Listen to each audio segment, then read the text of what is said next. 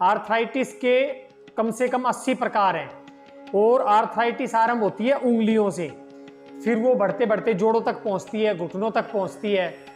तो जो उंगलियां हैं उनमें गांठें बन जाती हैं, उंगलियों में दर्द होना शुरू हो जाता है। यदि उंगलियों में दर्द होना शुरू हो गया तो समझ जाओ कि आप आर्थराइटिस की चपेट में आने वाले हो। इसलिए कपालभाति करो, प्राणायाम करो।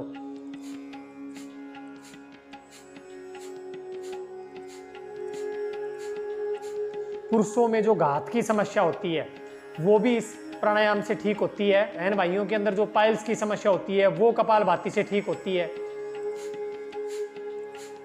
कपालभाति से पाइल्स ठीक जड़ से होती है। जो लोग ऑपरेशन करवा लेते हैं पाइल्स का, उनको पता लगता है कि साल 2 साल 3 साल बाद में उनको फिर से पाइल्स हो गई, तो वो तो टेम्परेरी इलाज है।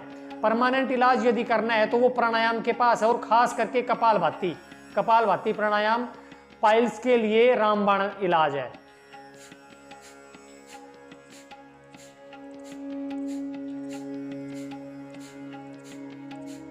जिन बहनों को माहवारी की दिक्कत रहती है, पीरियड्स में अनियमितता रहती है, पीरियड्स के टाइम पे पेट में बहुत तेज दर्द होता है, वो भी अगर कपालभाति नियमित रूप से करें तो उनको भी इस दर्द से छुटकारा मिल जाता है।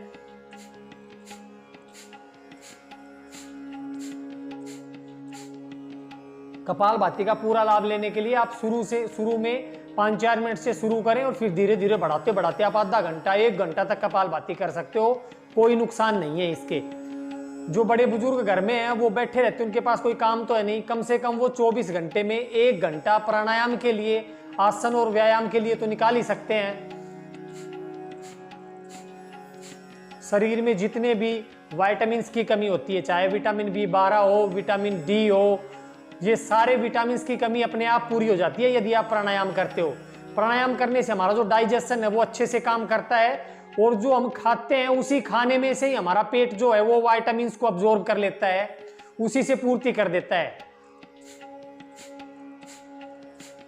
मेरे साथ साथ करें।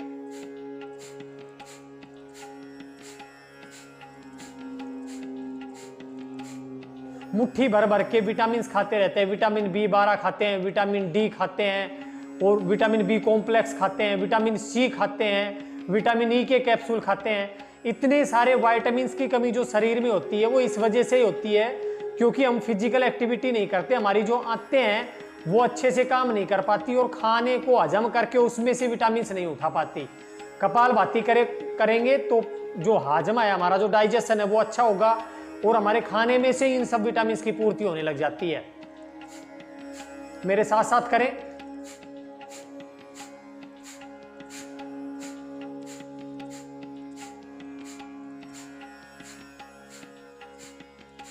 अनेक ऐसे रिसर्च हैं जो बताते हैं कि प्राणायाम के अनगिनत फायदे होते हैं। पहले तो ये माना जाता था, पश्चिमी शक्तियों ने, पश्चिमी ताकतों ने ये खूब कोशिश करी कि भारतीय जो विश्वास पद्धति है, भारतीय जो चिकित्सा पद्धतियां हैं, भारतीय जो विश्वास है, उनको ध्वस्त किया जाए, खत्म किया जाए। लेकिन अब तो नई नई ऐसी रिसर्च आ रही है जो बताती हैं कि ये जो प्राणायाम पद्धति है, आसन पद्धति है, इससे बहुत सारे रोगों को जड़ से खत्म किया जा सकता है।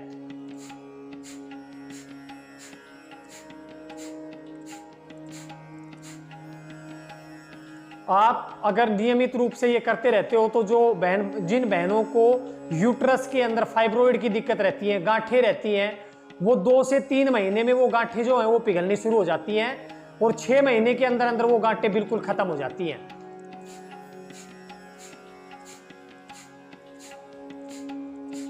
मेमोरी शक्ति, स्मृति शक्ति, एक वृद्धावस्था के अंदर याददाश्त में बहुत कमी आ जाती है। आजकल तो युवा अवस्था में याददाश्त में कमी आने लग रही है। तो यदि आप कपालभाति रोज करते हो, नियमित करते हो, तो आपकी स्मृति शक्ति में बहुत फर्क पड़ेगा। पढ़ाई करने वाले बच्चे जो स्टूडेंट्स हैं उनको बहुत फायदा मिलता है इनसे। जो ग्रोइंग बच्चे हैं जिनकी हाइट अभी बढ़ रही है, उनकी जो पिट्यूटरी ग्लैंड है वो अच्छे से काम करती है। पिट्यूटरी ग्लैंड अच्छे से काम करेगी तो ग्रोथ हार्मोन बनेगा, ग्रोथ हार्मोन बनेगा तो उनका शारीरिक विकास भी बहुत अच्छे से होता है।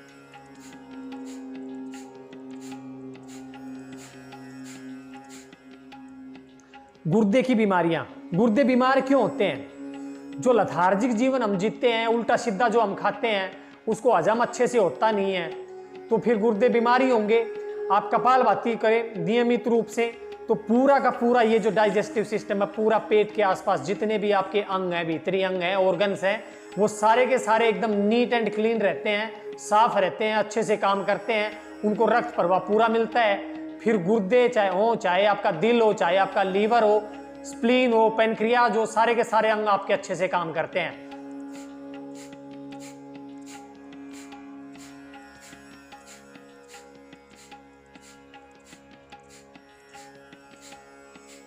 जिन बहन भाइयों को कॉन्स्टिपेशन की शिकायत रहती है, कब्ज की शिकायत रहती है, वो कहते हैं हमारा पेट ही साफ नहीं होता। और बड़े बुढ़े भी कहते हैं, बुजुर्ग भी कहते हैं, पुरानी कहावत है कि यदि पेट साफ नहीं होता तो 100 बीमारियां पैदा हो जाती हैं। तो कपालभाति करें। कपालभाति करेंगे तो जो हमारी आंतों का जो मूवमेंट है, जो पेरिस्टाल्टिक मूवमेंट है, वो अच्छे से होगा। आपका पेट साफ अच्छे से होगा। पेट साफ होगा तो आपकी बहुत सारी बीमारियां तो वैसे ही खत्म हो जाएंगी।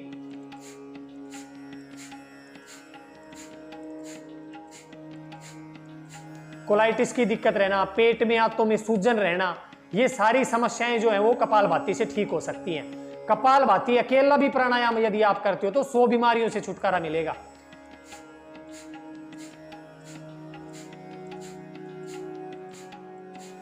आरए फैक्टर बढ़ जाता है, यूरिक एसिड बढ़ जाता है, क्रिएटिनिन बढ़ जाना, ईएसआर, एचबी, हेपेटाइटिस, सब चीजें आपकी नॉर्मल हो जाएंगी।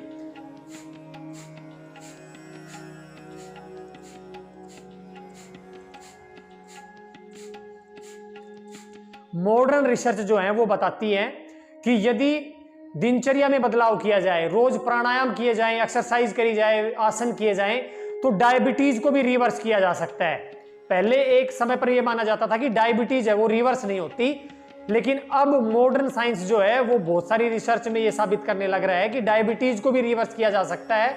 आप अपनी दिनचर्या को, डेली रूटीन को ठीक करें और उसमें एक्सरसाइज और प्राणायाम शामिल करें।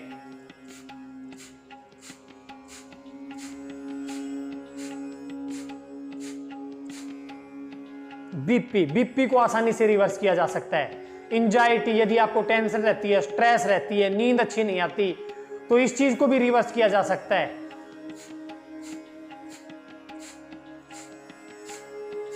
महज 10 से 15 मिनट भी यदि आप कपालभाति करते हो तो आप इसके जो चमत्कारिक फायदे हैं उनको इग्नोर कर ही नहीं सकते। यदि आपने हफ्ते भर भी कपालभाति कर लिया, 10 दिन भी कपालभाति कर लिया, तो आप मजबूर हो जाओगे कपालभाति करने के लिए, प्राणायाम करने के लिए, क्योंकि इसके फायदे इतने जबरदस्त हैं।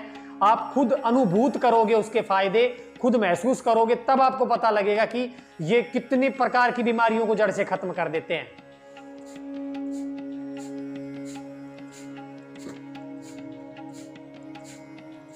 आधे 1 घंटे कपालभाति नियमित रूप से करें। आपके सारे के सारे जो शरीर के चक्र हैं, मूलाधार चक्र है, मणिपुर चक्र है, स्वादिष्ठान चक्र है, हृदय चक्र है, आपका विशुद्धि चक्र है, ज्ञान चक्र है, सहस्त्रार चक्र है, ये सारे के सारे चक्र जो हैं इनमें ऊर्जा प्रवाहित होने लगती है, ये सक्रिय होने लगते हैं। यदि शरीर के चक्र सक्रिय होंगे तो बीमारियां आपके आसपास भी नहीं फटकेंगी।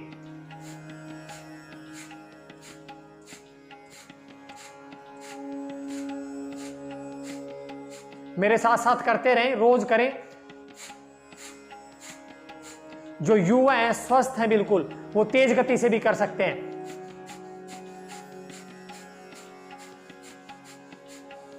इस प्रकार से करें, रोज करें। आपके जितनी भी दवाइयां हैं, दवाइयां छूट जाएंगी। घर में दवाइयों का एक प्राइमरी जो ट्रीटमेंट का बॉक्स है वो भरा रखा रहता है। ये बीपी की है, ये शुगर की है, ये थायराइड की है, ये कोलेस्ट्रॉल की है, खून गाढ़ा हो गया। ये सारी समस्याएं तभी होती हैं जब हम खाते तो टाइम पे हैं, लेकिन हजम करने के लिए ना तो कोई व्यायाम करते हैं, ना कोई एक्सरसाइज करते हैं, ना कोई भागदौड़ करते हैं, ना प्राणायाम करते हैं। तो ऐसा लथार्जिक जीवन होगा, आलस से भरा हुआ जीवन होगा, तो बीमारियां ही बीमारियां होंगी। आप रोज प्राणायाम करें, नियमित रूप से प्राणायाम करें, एक्सरसाइज करें, फिर देखें बीमारियां कैसे चुटकी में भागती हैं।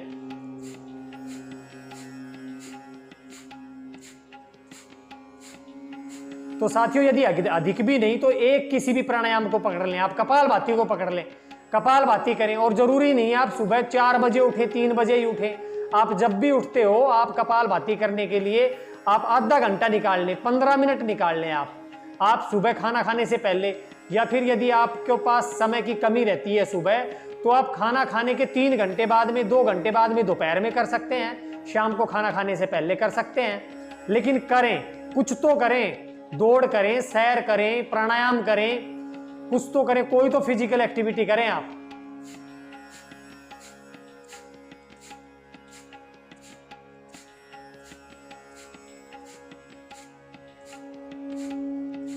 आजकल इतनी सारी बीमारियां हो रही है, दिल की बीमारियां हो रही हैं, गुर्दे की बीमारियां हो रही हैं, पैनक्रियाज पे सूजन आ जाता है, स्प्लीन, तिल्ली पे सूजन आ जाता है लोगों को, लीवर में सूजन, लीवर अच्छे से काम नहीं कर पाता, हेपेटाइटिस, कोलाइटिस हो जाता है, हाथों में सूजन आ जाती है, पथरी बन जाती है गुर्दों के अंदर।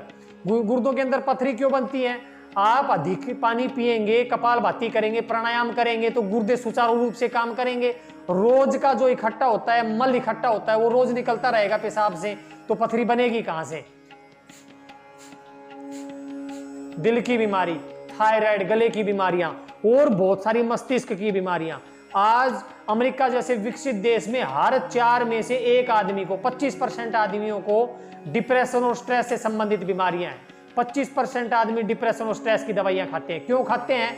क्योंकि उन लोगों का लाइफस्टाइल ही ऐसा है, और उनकी नकल अब हमारे देश में भी करने लग गए। हमारे देश में भी अब उनकी नकल करने लग गए। विकसित जितना ज्यादा देश होता जाएगा उतना ही लोग एकदम आलसी जीवन जिएंगे, एक्सरसाइज करते नहीं है, खाना जो है वो पहले जैसा है नहीं, तो बीमारियां तो होंगी। लोगों को नींद नहीं आती। अब बताओ, नींद लेने के लिए भी दवाई। कोई दिन ऐसा आएगा कि आदमी हंसने के लिए भी दवाई लेगा, हंसने के लिए भी दवाई की जरूरत पड़ेगी, एक दिन ऐसा आएगा।